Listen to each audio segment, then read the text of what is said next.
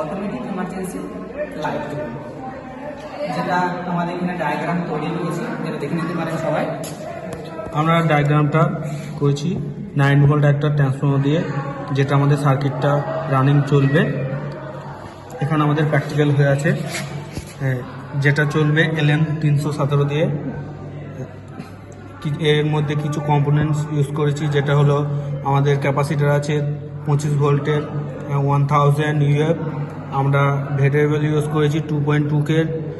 আমরা এখানে LED ল্যাম্পের জায়গায় 5 mm LED ইউজ করেছি, যেটা এখন রানিং অবস্থায় কারেন্ট দেওয়া আছে।